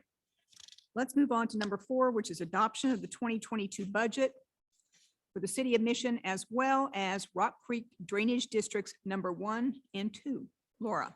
Silly me. I know. Well, what I thought I would do this evening with your permission is, I know we have talked about this budget and we have talked about this budget and we have talked about this budget. And as Brian mentioned, on the 15th, we will have the opportunity for our formal and final public hearing on the budget, and we will do a presentation. So with your permission, I just wanted to hit a few highlights and the things that have been finalized that we're still kind of under discussion up to this point. So you're clear as we move into that process, unless anybody wants a. Well, I see. Okay, perfect. We appreciate that. So, as we've talked about through the process, we took a very conservative approach initially to putting this budget together based on our experience with COVID-19 impacts in the 2020 budget. And we've monitored our progress monthly, sometimes weekly as we go along. Sales, what we know is that we've been able to increase our revenue projections from a sales tax perspective fairly significantly. Sales tax continues to outperform even our 2019 estimates. So that's the good news. Through the process, we learned we were too optimistic in estimating our community center revenues for 2021 or 2022 in particular. So as we presented a budget at your last meeting, we actually reduced those revenues. We've been able to incorporate the American Rescue Plan Act funding, and we're showing that, as we've talked about currently, as just a transfer in, and essentially at this point benefiting the bottom line of your general fund reserves, where you have the most flexibility and will have opportunities both this year, next year, and through 2024 to make decisions about how to best allocate those. So from a revenue perspective, we don't anticipate anything significantly changing from this point out. On the expense side, as we do every year, we just continue through the consistent management of our department heads and all of our staff. We continue to track at or below our estimated expenditure levels. So our budget position continues to improve. You'll get reports about that. Again, your interim financial reports each month. So I thought I would just then hit the capital and supplemental considerations just to make sure that everybody's clear about where we finally landed. I know we went through a prioritization process at the last meeting. So included in the budget that is in the packet and will be presented during the public hearing, for 2021 revised, is purchase and installation of the access card reader and security camera upgrades, the community center feasibility study, which will help us look at long-term sustainability and viability for operation of this center. The automatic gate for the Public Works facility, which you'll recall, Celia was able to actually find savings in her current year budget to allow us to proceed with that.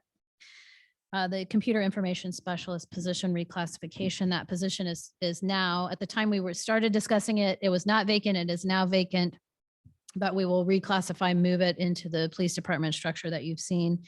The classification and compensation updates, which we just talked about, and then the ADA compliance plan, which is coming out of the restricted ADA funds and general fund reserves to begin building the action plan and the schedule to meet ADA requirements in our public facilities and on our streets. Then included in the 2022 recommended budget is our consulting services for financial management software implementation, switch replacement, replacing 15 laptop computers, additional marketing and PR materials, really targeted at increasing the number of activity guides printed and mailed to target demographics in 2022, an upgrade or addition of a second mental health co-responder, replacement of the admin and investigation vehicle for Public Works, replacement of a single axle dump truck, a tandem compaction roller, a heavy equipment trailer, and a Ford F-250 pickup for Public Works. All of the equipment being replaced is integral to our street maintenance work that continues. Improvements at the Mission Market site, which will add a water fountain with a bottle filler and an ADA drinking fountain, streetlight pole banners, and then the $200,000 earmark for dog park improvements. So those are the things that have been incorporated. As we look at, and I'll just kind of move through. So Brian touched on, but when we look at the budget on the 15th, you'll look at the City of Mission budget, and then the budgets for Rock Creek Drainage District number 1 and Rock Creek Drainage District number 2. Then we typically take action on 2 separate resolutions, which are also included in the packet. So unless there are any, I have a couple of other highlights as it relates to CIP, but I think they're easier for me to cover when I talk about the CIP resolution. So if anybody has any questions on just the overall city budget perspective, I'll be happy to answer those now, and then I'll touch on the 2 resolutions that we have. Any comments or questions? Okay, Laura, did you want to give the companion resolution for the 2022 budget process? Yeah, so as Brian mentioned, you will actually, you'll just make a motion to do that, but then you'll have the resolutions that will be considered as a part of the Senate Bill 13 requirements for us to exceed the revenue neutral rate. I will tell you, I was on a call with several other Johnson County managers today. We have a sort of bi-monthly Zoom call. With the extent of 2 of the cities that were on the call this morning, every city has expressed their intent to exceed the revenue neutral rate. So I think we are in a common position. As you'll recall, that equates to about $135,000 for us on an annual basis, or 83 cents a household for the average Mission homeowner. It is less than 1 mil in total. So I think that was part of what factored into the council's decision. What we have done in the past then is we've looked at a CIP resolution and a budget resolution and financial policies. The resolution establishing the budget policies really is just a vehicle that we put in place probably about 15 years ago or so to really help communicate outwardly what are the policies that are driving the development and implementation of the budget that sometimes get lost. So it breaks out all the various fees and tax pieces and components that go into the development of that budget. It helps to signal some of the priorities that the governing body has on the general operating side as well as the capital side. And then it provides the opportunity for some direction for council to give to staff each year for other things that we want to pursue as we head into development of next year's budget. And so in section 3 of the budget resolution, that's where we kind of touch on what those other things might be. So we continue to look for partnership opportunities to decrease costs. We've included here a complete review of the Climate KC Action Plan and an opportunity to develop and prioritize projects to be included in future budgets. managing department expenditures, restricting the $200,000 to be used for construction of dog park improvements, monitoring revenues and expenditures through the end of this year's budget, and coming back to incorporate the $100,000 for the zoning code update if the financial picture improves, continuing to monitor COVID-19 related budgetary impacts, and then monitor and review opportunities to allocate the American Rescue Plan Act funding. I don't think I missed anything that we talked about in our previous budget meetings, but if I did, please let me know, because it would certainly, this is the section of this budget resolution that helps direct the work that we do in the coming months. Any comments? I think you addressed already the capital improvement process, did you not? I do want to hit on highlight a couple of things, similarly more policy decisions in the CIP resolution. Okay. But so I think it's probably appropriate to have a recommendation to take, if you're comfortable with the budget policies resolution, to put that standalone or advance that to your Sure. September 15th. Does anybody have a meeting. recommendation? I recommend that we take it to council, actually to the hearing, right? But Okay. to council. Okay. And put it. Is that on final? consent. Yes. Okay. Anybody comments or questions about it? Okay, we'll move forward on that one. Okay. Then we also have taken the tact of adopting a separate resolution, adopting our 5-year capital improvement program. And really, again, what that allows us to do is communicate the specific policies that went into development of that. And in particular, again, I would direct your attention to section 3 of this resolution. And that's where we kind of outline those continued things related to capital improvement expenses. In the actual 5-year plan program documents, so the ones that look like this every year, you'll recall that as we discussed that, there were oftentimes options that we laid out. So for example, we would show, when we were looking at the Parks and Recreation program, we looked at one alternative with 3/8 cent renewal of the Parks and Recreation sales tax and one with a 1/4 cent. We looked at some options which included the issuance of debt to finance more park improvements up front. For purposes of adopting a CIP, I went back and I took all of those options and assumptions out. So what's reflected, for example, in Parks and Recreation is the current 3/8 cent expiring in March of 2023 with no renewal for the balance of that 5-year program and no debt financing. So that gives us, I felt like, the cleanest picture going into this next budget year.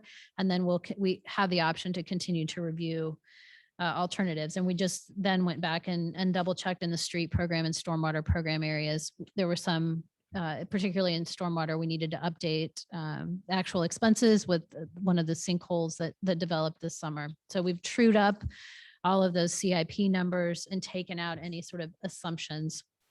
And that's what we're asking to be considered for the 2022 to 2026 CIP resolution. Does anyone have comments or questions on that process? Do you have a recommendation to move it forward? Same, recommend we take it to non-consent. Is everybody in agreement? Great. Thank you, Laura. Thank you. I appreciate the time and effort that you all spend in this, as well as the staff. No, you've done an amazing job clarifying and being so comprehensive with this information. It's really important. And if anybody ever came into audit, you'd be the first person to tell everybody exactly what's going on, because you're wonderful. Thank you. Okay, let's move to number 9, which are revision to the municipal code regarding alcoholic liquor and cereal malt beverage. That would be Emily Randall. Good evening. I did want to just share, as you know, the state laws changed. So we're reflecting those changes here in our city code. The changes are changes in residency for the licensee. Used to be that it needed to be a resident of the state of Kansas or Johnson County in particular, and that has been removed, found to be unconstitutional, as a matter of fact. And then allowing for slight change in sales on Sundays, as well as the holidays listed. Sales on Sundays prohibited still on Easter Sunday and Thanksgiving and Christmas Day, but sales in the morning on Sundays are now allowed. So we're just updating our code to reflect the statewide changes. Is that going to require a vote or that's just a piece of Yes, information? yes, you have to take, it's a new ordinance, it's a change of our city code. Okay, Yeah. okay. Yeah, Does anybody, I recommend that we take it non-consent, okay. Does anybody have any comments? unless you want to do consent. I'm fine either way. Mhm. Yeah. Okay. It's a standard let's go practice. Consent, okay. Consent. Thank you, Emily. Thank you. Okay, let's move to number 10. And this is on the agenda is a resolution declaring surplus property, and that would be Brian Scott, our finance director.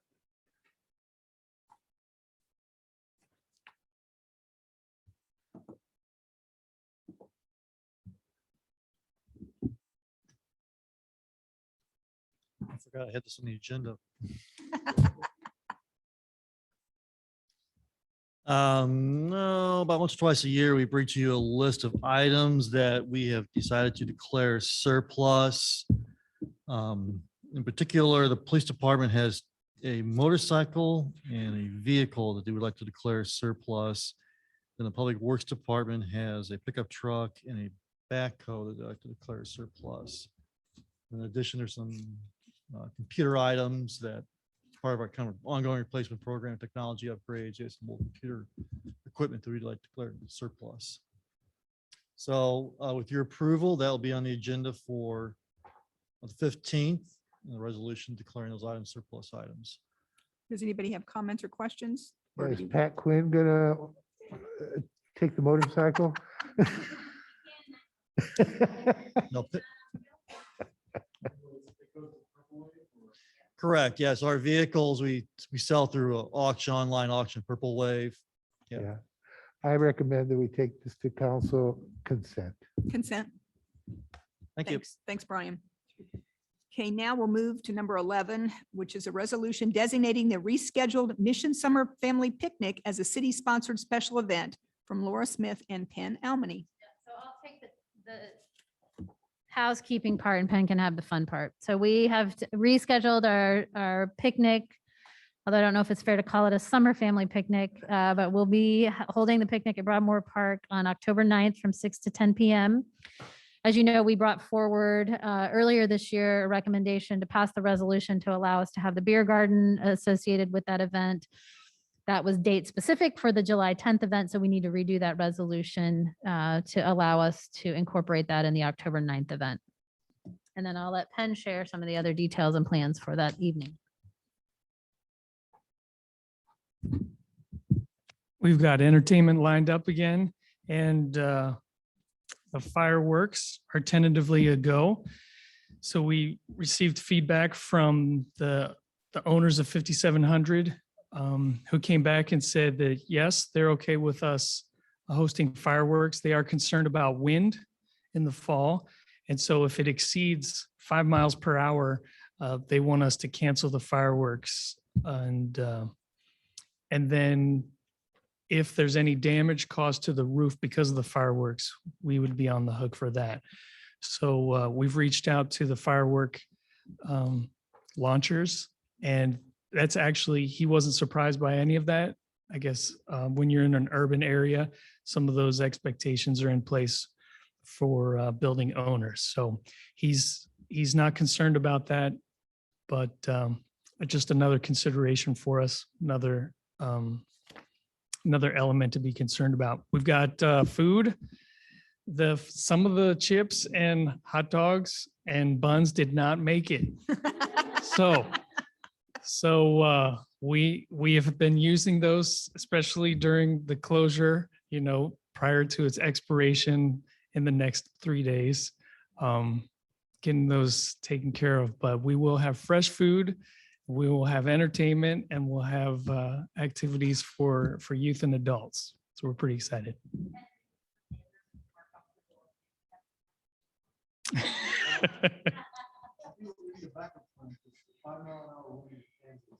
Yeah, that's pretty low, You're welcome. Yeah, maybe we need to get drones, those drones that go up there. Yeah, thank you.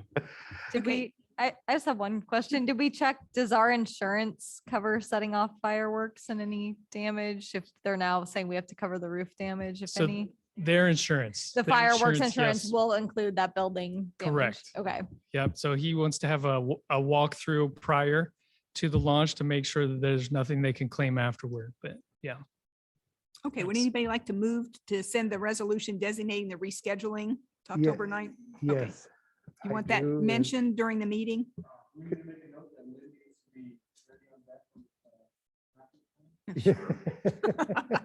It could take this consent. Does not cover the backup plan. So take this Okay, consent. we'll take that, okay? Then next, we're going to move into the fireworks permit approval. And that will be approval of the fireworks permit, and Laura Smith will give Correct. us an update on that. And again, this is just by ordinance. Now that we're using a licensed professional fireworks operator, where the city council is required that to approve a permit application that they submit. We did that previously for the July 10th date. They have updated that application and permit. And we're asking to reauthorize that for October 9th. Okay. Recommend Take consent. it. I have one question. Do you know what it takes to become a licensed professional operator, fireworks operator? No, but we can and- put you in and touch. What time frame that typically? I can put you in touch with Mr. Marmon. I'm sure he can tell you Perfect. what that is. Thank you. Okay, we have completed the agenda with the exception of our discussion items. So that would be department updates. Laura, are there any updates for finance and administration? Yes, I'm gonna ask Dan first, then Brian, and then I've got just a couple to close with.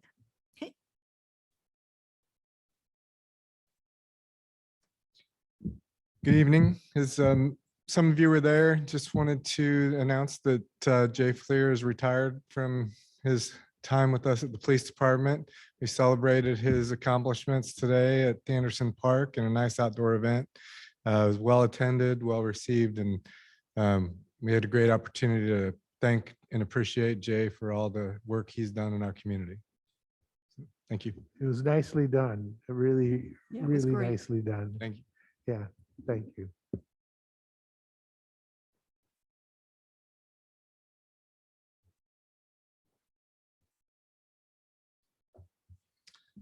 I think the last council meeting or committee meeting, I provided some updates on activity going on around town, the way of development. And one of the questions that was asked is what's going on with the old Barn Players Theater. So I did reach out to the credit union, and they are in the process of demolishing that building. So they had a lease, kind of a $1 a year type of lease with the Barn Players forever and a day. And when they finally kind of got into the building, they started looking at the repairs, and it just was cost prohibitive to make any repairs to the building. It was really kind of beyond its useful life. So they're going to demolish that building probably in the next month or so. And then their intent is just to kind of pave over that area and sort of clean up the lot a little bit and use it for additional parking. So they have a large meeting room in the second floor of that bank building that they use quite a bit for chamber events and staff training. So they need the additional parking for that. So that's what's going on there. And then I have some sad news to report. A couple of longtime businesses along Johnson Drive are closing. The Melange Dance Studio closed effective today. And we've heard through social media that Bear Day Salon will be closing soon. So, Bear Day Salon, Johnson Drive and 5600 block or so. Thank you, Brian. Okay. Those project updates, that's a bailiwick with me. I love those. So Hey, thank you so much. Brian, that little store that is a kitty corner from Werner's, what's going on there? Is it on pause? Sisters, Oh, yes, catty corner from Warner's, yes. Yeah, so I think the individual that was going to do a tenant finish is having some financial problems. Okay. Probably the best way to put it. So that project is kind of stalled. okay. So.